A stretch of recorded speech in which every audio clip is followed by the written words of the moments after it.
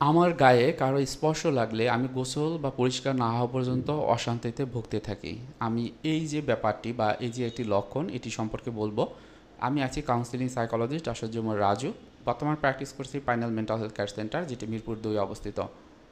অনেকের ভিতরেই ওসিডির যে সিমটম কিছু কিছু থাকে, যেমন এই যে একটা সিমটম, এটি হলো কারো যদি স্পর্শ লাগে মনে হয় যে আমার পরিষ্কার হতে হবে, তার মানে অন্যদেরকে সে অপরিষ্কার ভাববে। এবং অন্যদের শুধু নয়, যাদের এই সিমটমটি থাকে এবং তারা যদি ওসিডিতে ডায়াগনোসিস হয়, সেক্ষেত্রে দেখা যায় তাদের নিজস্ব যে বিছানা থাকে, বেড থাকে, সেখানে অন্যদেরকে বসতে দেয় না। ইভেন তার যে রুম সেখানে ঢুকতে দেয় না। যদি কেউ ঢুকে তাহলে পুরো রুম হচ্ছে যে পরিষ্কার করতে হয়, অথবা ওই বিছনার চাদর পরিষ্কার করতে হয়। অনেক ক্ষেত্রে দেখা যায় যে তাদের যে টয়লেট সেগুলো তারা ব্যবহার করতে দেয় না।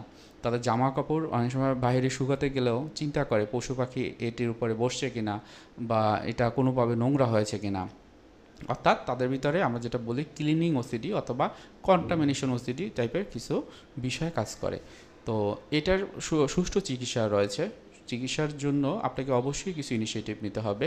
প্রথমেই যে কাজটি করতে হবে যে আপনি নিজে নিজে একটু আইডেন্টিফাই করার চেষ্টা করতে পারেন এই যে লক্ষণগুলো কোথা থেকে এসেছে।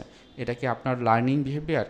কেউ বলেছে যে এরকম হতে পারে, যদি কাউকে পরিষ্কার নিজেকে পরিষ্কার রাখার জন্য অন্যকে যখন স্পর্শ করব বা অন্যরা যদি স্পর্শ করে, সেক্ষেত্রে আমাদের এই যে ব্যবস্থা, অর্থাৎ হচ্ছে যে আমাদের পরিষ্কার পরিচ্ছন্ন থাকতে হবে, হাত ধুতে হবে, এরকম কিনা, বা এটা জেনেটিক্যাল আসছে কিনা, অর্থাৎ জিনগতভাবে আপনার পরিবারের কারোর ভিতরে এটা রয়েছে কিনা। আবার অনেক ক্ষেত্রে দেখা হয় যে নিউরো ট্রান্সমিটার অর্থাৎ ব্রেনের কোনো গোলযোগের কারণে এটা হয়। অনেকে সাইকোলজিক্যাল ইস্যু যেমন পিটিএসডির কারণে হয়। সো এই যে বিষয়গুলো যদি থাকে, সেক্ষেত্রে অবশ্যই একজন প্রফেশনাল সাইকোলজিস্টের কাছে যেতে হবে। সে আপনাকে এই জায়গাগুলোতে হেল্প করবে সিবিটি বা কগনিটিভ বিহেভিয়ার থেরাপির মধ্যে।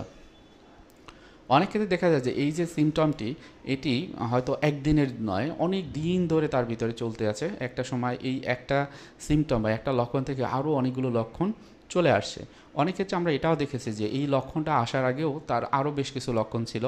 তার বিভিন্ন রকমের মানসিক স্ট্রেস ছিল, বিভিন্ন রকমের বিষয় নিয়ে খুব বেশি চিন্তা করতো। কোনো একটি কাজ করতে গেলেই মনে হতো যে আমি কাজটি করতে পারবো না, দ্বিধাদ্বন্দ্ব কাজ করতো। কোনো একটি চয়েসের ক্ষেত্রে অন্যদের দ্বারা চয়েস করতে হতো। নিজে চয়েস করলেও পরবর্তীতে রিঅ্যাসুরেন্স সিকিং, যেটাকে আমরা বলি, যে অন্যদের কাছ থেকে অ্যাসিওর হতে চেত যে এটা ঠিক আছে কিনা। এই যে বিষয়গুলো যদি কারো ভিতরে কাজ করে এবং সেটা যদি তীব্র থাকে, আমরা বলি ওসিডির ভিতরে অবসেশন এবং কম্পালশন থাকে। অবসেশন হচ্ছে intrusive persistent thought, image or impulses, এবং কম্পালশন হচ্ছে যে তার বেসিসে একটি আচরণ। যদি কারো ভিতরে এটি থাকে, তবে অবশ্যই একজন প্রফেশনাল সাইকিয়াট্রিস্টের কাছে প্রথমেই যেতে হবে। সে মেডিসিন দেওয়ার মাধ্যমে এটি একটা পর্যায়ে নিয়ে এসে একজন কাউন্সেলিং সাইকোলজিস্টের কাছে রেফার করবেন। তিনি আপনাকে ডায়াগনোসিস দেখে, সাইকিয়াট্রিস্টের, এবং নিজে নিজে ডায়াগনোসিস করে আপনার থট, আপনার ইমোশনস বা ফিলিং এবং বিহেভিয়ারগুলোকে আলাদা করবেন। আমরা বিভিন্ন রকমের মডেল ব্যবহার করি। মডেলের মাধ্যমে তাদেরকে অ্যাসেসমেন্ট করা খুবই গুরুত্বপূর্ণ, সেটি করা হয়। এবং এরপরে পরবর্তী ট্রিটমেন্টগুলো কীরকম হবে, সেটার প্রথমে সাইকো এডুকেশন দেওয়া, এর পরবর্তী হয়তো বা মেডিটেশন বা রিল্যাক্সেশন এক্সারসাইজ বিভিন্ন রকমের রয়েছে, সেগুলো করানো। এবং আপনার কাউন্সেলিংয়ের মাধ্যমে এটি কবে কোথা থেকে হয়েছে, যেটাকে আমরা প্রিডিসপোজিং ফ্যাক্টর বলি, সেটিকে আইডেন্টিফাই করে আপনাকে সুষ্ঠুভাবে একটা সুন্দর একটা চিকিৎসা দিতে পারে। যদি ইনিশিয়াল পর্যায়ে থাকে, আমি আপনাকে বলবো মোটামুটি যেই চিন্তাটা হবে, আমরা বলি ইআরপি অর্থাৎ এক্সপোজার রেসপন্স প্রিভেনশন থেরাপি খুবই ইম্পর্টেন্টলি কাজ করে এই ক্ষেত্রে। আপনি একটু নোংরা হওয়া, এই যে জিনিসটা, এটা কোথা থেকে আসলো, এটা একটু ভাবতে পারেন, নিজের কগনিশন করতে পারেন। সাথে সাথে যখন নোংরা হয়ে গিয়েছেন মনে হয়, আগে যদি এমন হতো যে 2 মিনিটের ভিতরে বা 30 সেকেন্ডের ভিতরে হাত ধুতে হতো, বা ওই জায়গাটা থেকে আমার পরিষ্কার হতে হতো, সেখানে একটু বাড়ান। হয়তো বা 30 সেকেন্ড থেকে আপনি 5 মিনিট বাড়ান, 10 মিনিট বাড়ান, 20 মিনিট বাড়ান। এরকম বাড়াতে বাড়াতে একটা সময় দেখবেন যে আপনার চিন্তাই হবে না যে আমি নোংরা হয়ে গেছি, বা ওটা ওই রকম কোনো আপনাকে এফেক্ট ফেলবে না। সো এছাড়াও আরও সিবিটির বিভিন্ন রকমের থেরাপিউটিক টেকনিক রয়েছে। সেক্ষেত্রে কিন্তু আমাদের প্রফেশনাল যে সাইকোলজিস্ট, তাদেরকে হেল্প নিতে হয়। তারপর আপনি যে জিনিসটি করবেন যে নিজের যত্নের জন্য অন্তত স্ট্রেস ফ্রি থাকতে গেলে আপনার কী কী করণীয় সেটা একটু করতে পারেন। কারণ আমরা জানি যাদের ভিতরে এই ধরনের সিমটম থাকে, তাদের ভিতরে তীব্র স্ট্রেস বা অ্যাংজাইটি থাকে। সো এই জায়গাতে অবশ্যই তাদের যেটি আমরা করি যে অ্যাংজাইটি বা স্ট্রেস লেভেলটা কমিয়ে নিয়ে আসার পর, যে এই যে অবসেশন এবং কম্পালশনের জন্য সিবিটি বা কগনিটিভ বিহেভিয়ার থেরাপি আমরা দিয়ে থাকি।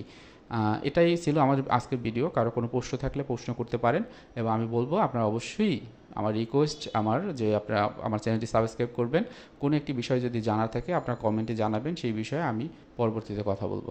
সবাই ভালো থাকেন, সুস্থ থাকেন। আসসালামু আলাইকুম।